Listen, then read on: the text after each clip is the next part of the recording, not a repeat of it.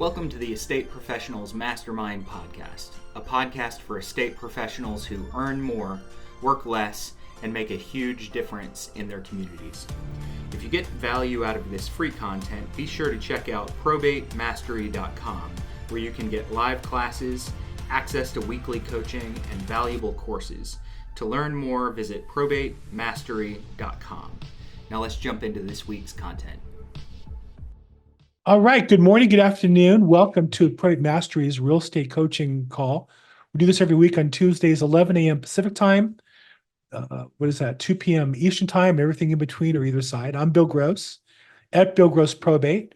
I'm a practitioner in real estate here in Los Angeles, California, building a national team across the country. But I'm a practitioner, and I've been on these calls as a colleague from the beginning. And then at some point when the teacher wasn't available, stepped in and decided to lead this going forward. The goal of this is to get together every week and share what's working, what's not working, questions to supplement. And the idea is this is built on the Probate Mastery content. I was a student of the prior owner. I'm a student of this one, paid for it both times, and took other classes. And so we want to help you be more effective as you build your probate business. This is related to probatemastery.com as a website. If you go, there's a couple different tracks. There's the basics for free. I always recommend that. Second, get certified. I've been certified through this program and the prior version of it. And then course bundles for additional course content, and check out that for details. And then if you want to continue the Facebook community, we have a Facebook group, which is Estate Professionals Mastermind. I think Facebook had some sort of login issues today. There we go. We did it. So there you go. Estate Professionals Mastermind.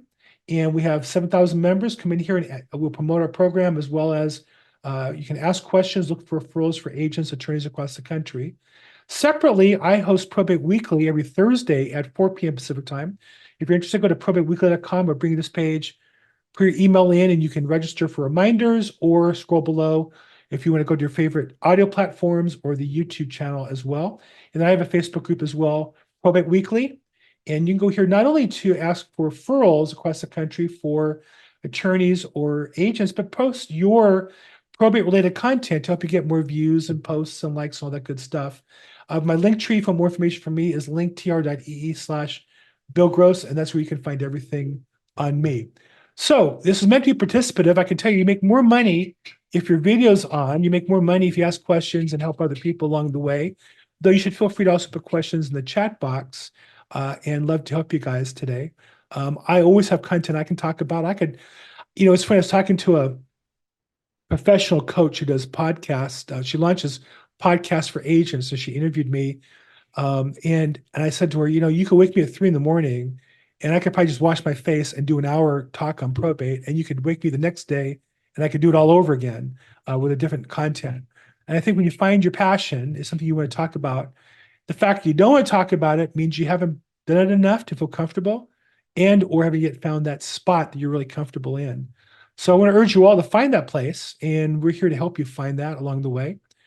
And then I think in anything, when you grow and build something, along the way, you're going to have setbacks. You're going to have, you might call failures. I would call them setbacks. I would call them, you'll fall down. You got to get back up. There's a famous Jewish saying that says that the righteous fall down 7 times and the evil fall down but once. What that means is people who fall down once and make conclusions also want to drag down other people. 7 is a number for eternal, meaning that the righteous people are constantly falling down, but they improve. They get back up and try again and improve. Fall down, get back up and try again and improve. And so in the process of probate, I often get asked, what's the easiest way to build a probate business? And I always say, I don't know. And I wouldn't look for that. It's the wrong question to ask. The right question is, what's the path that will help me learn, grow, create more value for my customers so I'll get more out of it and bring more to my customers, which ultimately means we get paid. So that's kind of an overview of my philosophy. Who wants to share questions, challenges, problems, setbacks, victories? Love to have you be participative. And again, the thing I would remind you is the more you participate, the more money you make. So who'd like to jump in? Anybody? I mean, I have a lot to talk about, but I don't want it to be all about me. Anybody here do some reach out recently or I got a I will say, got a nice past client of a probate. You don't often get more probates, but it turns out past client had the wife's brother. I was mostly doing with the husband, so his brother-in-law, but the wife's brother turns out had a house in the same neighborhood here in Southern California. He's out of Northern California. And it's not really a probate, it's a trust, but there's a little bit of a hiccup on it. And so they called me up and listed that property. So that's kind of exciting for me. Um, who else? How we doing? How's business? We don't have to do the call because we're interested. I know we have less people on because reminder email didn't go out, and I'm not sure what that's about. And I put a note into the support team. So hopefully we'll get that straightened away for next time. But for those of you on the call, here's a chance. I get asked, I'll tell you what's funny about this phone call. I get asked about coaching probate all the time. Literally, I want to say every day. Literally less than an hour ago, I was talking to somebody who's a real estate agent who says he saw my videos and saw my YouTube channel and knows what he was talking about and blah, blah, blah, which is all great. And says, well, do I do personal one-on-one coaching? And I said, I really don't. But for free, you can come on this call. And so really, it's funny to me that, there are people who would spend $500 or $1,000 a month to get coached. Literally, this is free. I mean, it's the same questions, it's the same process you would get. I coached within major real estate company systems and got paid $1,000 a month from agents for coaching them. And I give you more time here for free than those that were paying me. So feel free if you have questions. I'm here to help you. How can I help you guys? Anybody? Hi, Bill. My name is Desiree King. Hey, Desiree. On camera. I'm just not able to come on camera right now. Okay. Okay, but I'm a real estate agent here in Ontario, Canada. So Canada, our home. That's right. I'm sorry, go ahead. So yeah, things are a bit different here when it comes to going to the courts and obtaining information. Mhm. But what I will say is that I've been reaching out to funeral directors. And I actually have an appointment with one on this coming Thursday. Mhm. So I just wanted to know, have you ever made that type of outreach? And do you have any, tips and or, suggestions on what that conversation? I already have an idea. I have a PowerPoint that I'm working on in case they do ask for something more formalized just to keep me on track. But do you have anything to share with that? And I say that because I specialize in working with seniors, so I guess the full continuum of aging, from Mhm. helping them find places to live, whether it be retirement villages, retirement homes, or downsizing, even bringing in care for aging in place, straight through till helping executors. So, do you have anything to share on that? We have a little bit. I don't necessarily have a shortcuts. I'll share with you my experience in that area. For one, I had lost both my parents, and I'm married. We lost both my wife's parents and other family members, and so I've been through that process personally, more than I would like. I'm also a religious Jew, and we tend to support each other when we lose our parents by going to the funeral. And so I've probably been around more funeral homes than the average realtor by 10 times, just because that's the nature of our life and my age. You combine the two. Um, I did in a networking group meet a sales rep, and I'm not, that's not the right term, but it's kind of functionally what they are, for like one of the largest mortuary services in Southern California, Forest Lawn, and actually was able to do an interview with her on my YouTube channel. And my thinking was I would kind of start a process. And I think like a lot of companies, they have their restrictions and their processes, and I might be better off with a smaller firm than a large firm. And I'm busy with what I'm working on. That's not really my specialty. And so it didn't really go too far from there. But I would say that, like everybody, they have their business needs and they have their service to their customer needs. And if you can help them, they're going to want to help you with your business. So, I have not pursued it past that point, but I'm pretty busy doing other things. And so it's not that it wouldn't be productive. It's just you got to pick your fights. And that just wasn't one that I was going to take on. I think it's great. I think that to some people it sounds creepy, and to other people like me, it sounds like being very sensitive and of high service to people at a time they need somebody who's helping them. I've also had a number of probates where the decedent was still in the mortuary because they had the money to get him out and do anything with him, and it's expensive. And I've also been able to help people get advances on their probate to get $10,000 to get the decedent out and get them buried. I had one young woman who was inheriting a $500,000 property. She was probably in her 20s, literally impoverished, made a living as a caregiver, which usually means you make like poverty wages, and on food stamps and other social programs. And her aunt died, the aunt that raised her, she considered like a mother. And she was already in a probate for another family member, but it wasn't going to close for about 3 or 4 months. And I was able to get her an advance. And she said, I was able to get her out of the mortuary, get her in a funeral home, do a proper service. And I just felt so proud that I was able to do that for somebody who did so much for me. And it wasn't the money I made from the advance as much as the pride of feeling them really help this young woman do what she felt was like an ultimate act of kindness. So I would say probate advance is another area you might want to get involved with to help people financially get through that, because sometimes the money's tied up. People, there's a statistic like 80% of Americans, different for Canada, maybe worse. 80% of Americans don't have $1,000 in the bank. And so if you need money for, funeral home and a hearse and flowers and a proper service, it can add up really fast. If you're able to effectuate that, then that's a service you're providing to your customers. Right. Okay. Well, yeah, that's the angle. Like I've done it quite a bit already without, actually the first person I approached was through us being at a funeral, and we were doing the video. My husband and I were doing the videography for the streaming, and the director approached us about that, and I kind of used it as a segue. Yeah. That one I didn't get into because it was more for corporate, like they have many locations. And when I spoke to him, he said, no, it's a great idea, but the corporate structure, as you know, is different. So I approached more family-owned ones that have aftercare programs that are not sales-based, just gentle touches to see what they need. So that was kind of my approach, nothing aggressive, nothing predatory.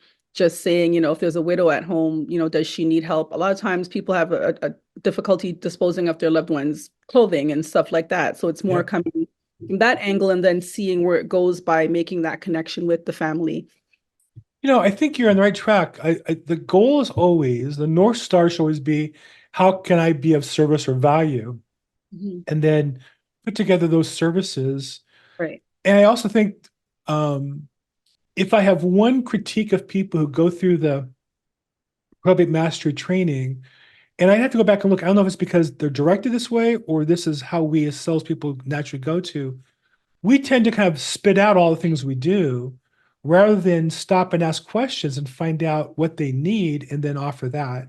And so I think, if I was a videographer and I had a chance to do the work for a funeral home, I think I'd find somebody who would do it and put them together and make it me somehow, because I wouldn't want to lose that relationship. I'd want to be involved in it. And I can just tell you that my business, while not funeral home based, the answer is always yes. I'll give you one example. I called an attorney who I did some probate work with, and he said to me, do I know somebody who could be a fiduciary to manage an estate and one who had experience in property management? Turns out I had a great candidate. I sent him to him. Then they're having problems with the bank. Well, I happen to know a great bank that works well with these trusts. And while they were struggling with Bank A, Bank B got everything approved and the bank accounts are being opened up. And then we find out now their problem with the savings company that has their assets, and they want some help with that company. Well, I know people at that bank too. So I think the answer is always, yeah, I can help you with that. And that just deepens the relationship. And sometimes, it means you pull some out of your Rolodex, and sometimes it means you research and find the right person to solve the problem. Yeah, exactly. And I do usually make the approach as same as when I visit care facilities of what I have a questionnaire, like what are your challenges? And I kind of, once I listen to all of that and I gather the information, then I start making suggestions on how to solve it. So thank you. My pleasure. Thank you, Desiree. All right, there we go. Visitor from Canada. She flew in and flew out. Oh, Canada. I'll sing. If you guys don't ask me another question, I will sing the Canadian national anthem. and I'm not going to promise to do it on key. So it's up I to was you going to guys. ask for it in French as well. In French, I don't do it in French. That's funny. That's a good one. Yeah, I'm not a big fan. I'm not a big fan of Canada. I have to be honest with you. To me, Canada is really the people who wanted to be under British leadership during the Revolutionary War. So, um, Ooh. yeah, the French were actually our allies and helped us beat the British. So, in some regards, I know the French are the minority, and there's a whole civil war going on up there. But to some degree, they were our ally, helped us become free. Otherwise, Canadians are really people who wanted to be under British rule, didn't want their own personal freedom, and weren't willing to fight for it. Did I just insult the whole country? I think I did. I'm sorry about that. It's all good. I don't represent the whole country, so There you go. There you go. Okay, good. I just finished rewatching John Adams on streaming. A great book, amazing book, and saw the TV series again. So my Revolutionary War juices are stirred up again. Okay, who else has a question, challenge, problem? Russ Thompson has his hand up. Let's get you unmuted, and how can we help you? I just want, you know, I've been doing this only for maybe 5, 6 months now. And, Mhm. I've been tracking my people. It seemed like when I start off early on, once I have a relationship, or at least I was able to talk to people, it seems like after a while, they sort of don't pick up their phone anymore. And I don't know if it's me or if it's just the fact they're inundated with all kinds of people chasing them here in Florida. But I went ahead and tried something a little different the other day, and I went door knocked on one of the people which I've been chatting with on and off. And I was a little shocked because I'm not a high pressure guy, but I walked over there, and the daughter came to the door and told me I was being too pushy, and that sort of set me back because I didn't consider myself a pushy person at all. But I'm just wondering, how is that effective? You think, going around trying to meet the people in person, just knock on the door without you know, invite, I guess, getting an invite from them. How would you feel if I knocked on your door and said, "Hi, I'm a probate real estate agent. I understand you filed a probate here in Florida, and I'd like to offer assistance and list your property for sale." How would you feel if it came to your door? I wasn't really pushing the property for sale. I'm just trying to establish some kind of relationship with them. I Yeah, don't but know. It depends. Some people would feel okay. I think some people would be a little upset about it. okay. So, I think that um, um, we get feedback, and you have to take into account, and so everybody would like a friendly neighbor to come by and meet. Nobody wants a salesman to come knock on their door. Everybody okay. would like a friendly voice of support on the phone. Nobody likes a cold caller. And so now you might say, well, often enough appreciated that it makes a living for me. Okay, that's a judgment you can make. I found most people don't like a phone call. Therefore, I aspired to get out of making cold calls. And so, personally, I rather, especially with social media today, I believe you can meet people and connect with them and stay in touch with them in a way that you shouldn't need to cold call people. You should be able to meet people who want to work with you. That said, there are people cold call and start and build a great business as a result of it. So I'm not saying it's wrong. I'm just sharing with you my particular choice, which was to say, I rather be the person people reach out to because they need me. I also think that it sets up the business to be more successful, meaning as real estate agents and as a listing agent in particular, we all have a challenge of justifying our commissions and justifying the price, right? Every seller wants to pay a lower commission, and every seller wants to list the price for higher than it makes sense. And our job as people is to help them appreciate our value, i.e., commission, and to appreciate our insight and advice, i.e., price the property properly. I find it's a lot easier to do those two things with people who reach out to me than it is for people that I cold call or door knock. And so, and this is a long answer to a short question, but I think that it seems like you're making more progress than you are when you cold call or cold door knock because you're talking to people, which is good. But the measure is happy customers who close deals with you and refer you other people. And I find that path much harder, focus on cold calling and cold doors, whereas going to, real estate investment clubs, networking, starting with people you already know, like, and trust, and already know, like, and trust you. And this is where most agents fall short, is they don't even start with their current database. And I know I sound like a evangelical preacher on the subject when I talk about this, but it's only because I believe it so much that I talk to real estate agents every day who are out cold calling, and they have a database with 300, 500, 700, 1,000 or more people that they're not engaging with at all. And now you're just on a rat on a wheel that's never ending rather than building a business. So anyhow, that's a long way of saying, if it's working for you, track your numbers. If it works for you, Russ, continue. But I would say in the long run, for most people, make sure you've tightened up with the people you already know, like, and trust before you start cold calling. Okay? Okay, sounds like he's muted, so we'll say thank you and move on. Anybody else? Questions, comments, challenges? Thank you. I'm unmuted. Thank you. Okay, thank you.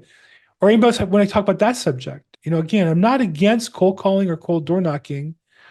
What I'm against is anything until you first master communicating with people you already know, like, and trust. You got to start with that and then add to that. And then I think if you do that properly, you'll find more business there than you probably can handle. So how do you feel about sending them letters? Well, again, it depends. It depends on where you are, right? And I think that's always the first question is, it's not what's going to work for me, it's what's working for you. I'm in Los Angeles, California. I'm in a very competitive ultra metro of all of LA. I'm in the center of metro area. I'm in West Los Angeles, and one of the most competitive real estate markets in the country. I noticed you're from New Haven, South Haven, Michigan. I don't know where the heck that is. It's Michigan, I suppose. But is that we're outside Detroit, or is it more rural or more suburban? And how competitive is your county? How competitive is your market? I've mailed, and I found it to be very expensive and very competitive. I'm the fiduciary. I'm the petitioner on some probates. Recently, just filed one, and I already got a couple pieces of mail. It's funny, and I get mail from other realtors. It's kind of interesting to learn and see what they do. So to answer your question, I know in my area, let me back up. When I see on another coaching company, they recommend 5 or 6 pieces. At a minimum, just a postcard is $1 a piece. A mailer could be $2 or $3 or more. Times 5 or 6, let's say $1 a piece times 6 is $6 times how many leads a month. It adds up. And so you need to track that and see how many leads you get as a result of those mailers. I would say test it, track it, and see how those numbers add up for you. For most people, I think you'll find cold mailing is very expensive. Personally, I only mail attorneys that I already have a relationship with. I send postcards out about once a month, about maybe 45 days sometimes, to people I already know and have talked to and know who I am, not to strangers. Okay, so basically, I mean, I don't know how to do market research on how many people are reaching out to probates, but so I'm the one that was on the call the other day when I was driving that I went to the county and was handwriting some. So I want to test like the 50 people I have. So never reaching out to probates before. If it's not recommended to mail, it's not recommended to cold call, what do you do with them?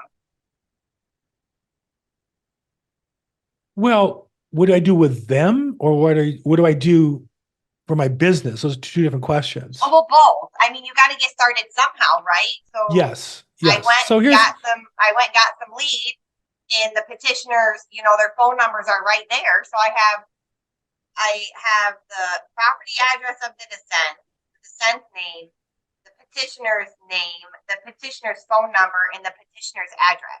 So what is it recommended to do to start communicating with these people to start to try bringing leads in? Where you going now? Oh, is Frankie here?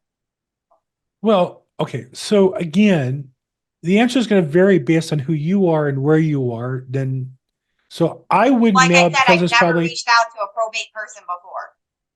right. And so if it's in your budget to mail out 5 or 6 times those 50 people, right? So 6 times 50 is 300. If it's in your budget to invest $300, I might mail out a postcard for 5 or 6 months and see what kind of reaction. Now, you can count how many call you, and you can also you can call them and see what your response is. So that would be a test market to see for you in your market how that would work, and you would track those results. I think second of all, you have the list of who the petitioners. I imagine on the same list is going to have who the attorneys are. Well, that's good data to know which attorneys are active and which ones are not in your market area. And so those attorneys that you might consider marketing to as well. You might find out of 50 cases, you might have 10 or 20 that are pro per representing themselves. And of the remaining 30, I'm just making up numbers, you might have, one who does 10, two that do 5. You might only have a total of 8 attorneys in total. And so now you have a defined set of what you're working towards as far as attorneys. I wouldn't cold call them and asking them for referrals. I would reach out to them to offer them something of value. So what I do and what I did was I call those attorneys and say, hey, I'm Bill Gross. I'm a real estate agent specializing in probate. I see you're a probate-focused attorney. I was wanting to see if you'd be interested in being interviewed on my YouTube channel. I interview attorneys like you to learn about probate and share that with my database of clients. I put it on YouTube and Facebook. It's free. Would you be interested? Most say yes, some say no. And as a result, I started interviewing attorneys. And then over time, they saw the number one, and here's the key to this. By interviewing them, I learned more about probate than anybody else. Just the interview act itself, I could ask whatever questions I wanted. I ask questions that I would know the answer to. And that could be about the probate process, or it could be about their business. And then second, I started a relationship with them. Now I'm not a cold caller. Now I have their email address, and they're included in my social media, and they see my videos and such. So that's what I did. So you have the data. It doesn't mean you cold call them and say, hi, send me business. To me, that would be like going on a dating app and saying to a woman, can we be intimate? And I know that's a crass way of saying it. That's kind of what you do when you ask an attorney, refer me your client. It's kind of like getting intimate with them before the relationship has been established. And I think that's the wrong approach. And so the opposite is I would do what I can to help you, which would be to maybe interview you, or, hey, I noticed you doing an estate planning seminar. I'd like to invite some clients, or can I come by and see it myself? And that way I need clients to refer to estate planning seminars. I could then refer them to yours effectively. Are you okay with me coming? That's another thing that I did was I would look and see what marketing they were doing and try to help them with their marketing. That's what I would do. And I'm assuming you don't recommend like texting these people either, because that's almost the same as a cold call. I would not cold text. Well, let me ask you, when you get cold texted by a vendor, like a lender, or you get cold texted by a realtor lead source, or by anybody, do you appreciate cold text, or do you feel like that's a little bit of an invasion and a waste of your time? It depends on how they actually come across in the text message. Okay. Hey, if you think it's good, then I would make sure I come across in a way that people will think is good. Right. Personally, I think most people find cold text approaching inappropriate. So I don't want to start the relationship. And I think the challenge you have is, and I'm making an assumption here, that your market's smaller than mine, that I wouldn't want to burn bridges with attorneys in my first contact with them to be a cold call or cold text that will offend them, because they're forever then going to think of me as just one of those realtors. My whole goal No, is I'm not talking about cold texting the attorneys. I was talking about cold texting the petitioners. Same. I wouldn't want somebody's first relationship with me to be a cold, and I get those texts from people. It just seems silly to me, but I just don't know. I mean, I know it takes time to make the attorney relationships, And, I'm just wondering what to do with this list what do I do with it? Well, just because you have it doesn't mean you have to do something with it. So I don't know how to answer that question, right? Just because there's a jar of pickles in the refrigerator doesn't mean I have to eat them. It just means there's a jar of pickles in the refrigerator. So what you do with the data, I don't know necessarily that's the right question. The right question always is, what should I be doing to generate value for customers so that I get more business? And again, I think that should be the question. And what value can you create for those people? And then if you have something of value, invite them. For example, you could put on a webinar, how to effectively navigate probate from a petitioner's perspective, and invite them and say, hey, I noticed that you're filed a probate, and I'm not here to solicit you other than invite you to a free webinar, or have a tool on how to effectively navigate your probate business. I think you'd find most people, when you call them, and say, well, my attorney's handling it, I'm not really interested. Some people might appreciate that phone call. Depends on how well you do with it. Again, cold calling to me is one question. I don't recommend it because I don't do it. And I don't think that's the right approach. I don't think that's the right approach in 2024. I think it's the right approach for companies to sell data.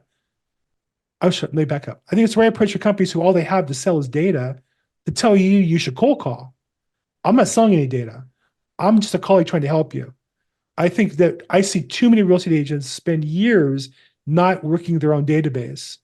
For example, let me ask you, Sheri, if you don't mind my asking, how long have you been in real estate? 3 years. I'm sorry, how many? 3. How many people in your database? And for the rest of you listening, imagine I'm asking you the same questions. Yeah, well, I have So a few here's the different first data. clue. I have a few different databases. So here's the first clue. So hold on a second. Here's the first clue. The answer is a number. The fact Right. you don't have a number tells me you're not tied into that number properly, just for what it's worth, right? I mean, are you talking social media? Are you talking in my CRM? Are you Sure, your talking? CRM. How many people could you email out to today? If I said to you, send an email to everybody you know, like, and trust, how many people would that be to? Ooh, that I don't know. That number is, I think, one of the key metrics of your business. And second, you should be doing that every week, something of value to them. And third, you can add in content related to probate if that's what you want to build. Like, here's what I do to help families in probate. Like, here's a way to avoid probate with estate planning. Like, hey, if you're in probate and the expenses are getting you down, here's a way you can advance yourself some money early before you get court approval. And so I think that most real estate agents miss that tool and are so busy cold calling strangers and figuring out the right script and the right text and the right postcard that they end up with strangers, which is hard to work with, rather than people who know, like, and trust you. And I will share with you the best attorney I work with, who's given me the most business in the last 5 years, and the best consumer who referred me the biggest business. Both were in my database. Now, I went to court every day and I did a lot of prospecting and mailing, and I did some cold calling, but the best business by far was in my database. So I'm not just saying this, and I'm not anti, cold calling. I just feel like, why would you do that before you first build your system? And that way, everybody you cold call, you put in your system. So you have 50 people and you're gonna send postcards, and let's say 2 or 3 of them call you up every month. Well, now what do you do with them? Well, if you have a database system and you're emailing out content every week about real estate and you sprinkle in some probate information, at least you put those people in that system and they start seeing your emails, or they see your YouTube, or they see your Facebook or whatever. You're not doing that if you just cold call. And that's where the breakdown is. And I just had the experience with the lead of mine I talked to on Thursday last week. He goes, wow, I saw your YouTube. And I'm like, really? What a mystery. How'd that happen? Well, because somehow Google figures out I have Google Mail and they connect with me, and somehow it sends them a YouTube video. And next thing you know, they're watching my YouTube video. So that's the power of putting people in a database and connecting with them. Make sense? Yeah, I guess I'm confused on what people in the database, because like my CRM has made these leads in there, has wholesalers in there, and has buyers in there. Right. Send them all information. Every one of them should learn about real estate from Sheri. If you find something of value. So let me ask you, Share with me something interesting about real estate to you, something that you read recently or saw an email on from a company or a news source. Share just one thing you found interesting about real estate. Recently? Yeah. Mortgage rates or sales up, sales down, or something interesting. Oh gosh, I don't know recently, really, to be honest with you.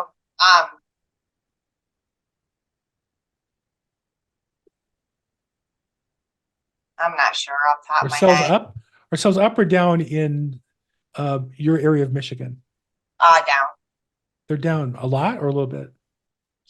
Probably medium, to be honest with you. Are they down more in Still the high price houses, more in the low price houses across the board?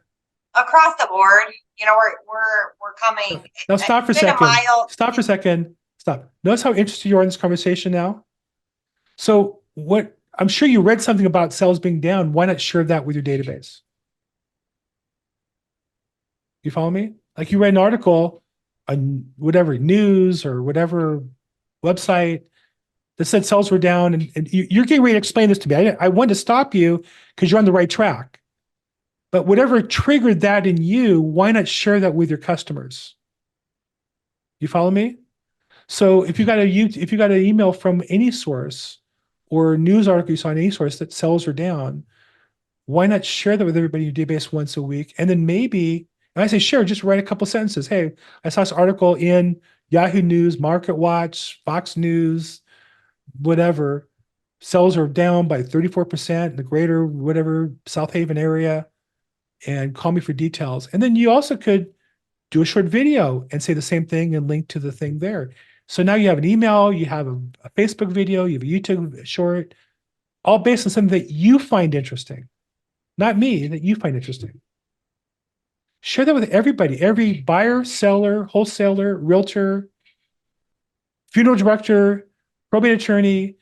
They'd all be interested. Does that make sense? No? Yeah, I mean, I went through this with my background screening business, and it's almost like you have to hire somebody to do that stuff for you. No. This is the core. So let me help dispel that. And for those of you listening, I'm sure somebody went there as well. No, don't hire somebody to communicate with your customers. That's your primary job. Your primary job in sales is connecting with your customers. So your job is to figure out what they would be interested in and share them that information. So again, when I asked you the question, maybe you go back and watch this video. When I asked a question about sales down, you started with such passion and conviction, and like you really wanted to share that with me. Now, I mean, my buyers might be interested in that, but my potential sellers aren't going to be interested in that. It's well, like that's an working interesting. That's an interesting belief. Three different types of people. That's an interesting. That's an interesting belief you have. So sellers don't care the market is slow in your area? Oh, yeah. Of course they care. And by the way, what percentage of sellers buy in the area? Half? What percentage of sellers buy in the area? Yeah. I don't know. They sell one house, they buy another. Maybe it's bigger, maybe it's smaller, maybe it's different. Half of them are to get out of Michigan because they don't like winters. Okay, half are to get out of Michigan. How about the half to stay in Michigan? See, again, this is the fallacy I think we have. And here's the other part. It's not just the information about the real estate sales. They could subscribe to the news channel for that. These are people who know, like, and trust you and want to hear what you have to say about the real estate market because they know, like, and trust you. They don't know, like, and trust their news as much as they know, like, and trust you.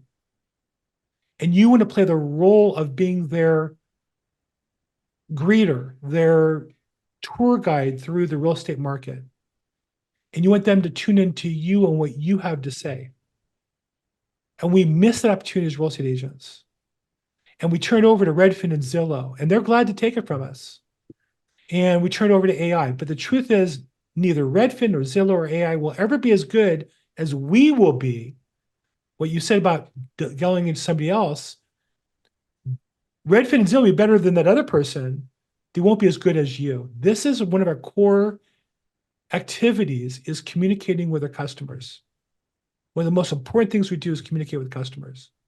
And social media gives you a chance to leverage that over many people. Okay, I think I've beaten this topic up a little bit with you, Sheri. So I don't mean to make it into a beat up session, but I'm thinking about other people listening to this. This is the same discussion she and I are having. Every agent that struggles I ever talk to has the exact same problem. And you have to get that your customers want your leadership. They want your direction. They want you to share with them what's important, what's not. Because where would you get news today in real estate? Who would you turn to?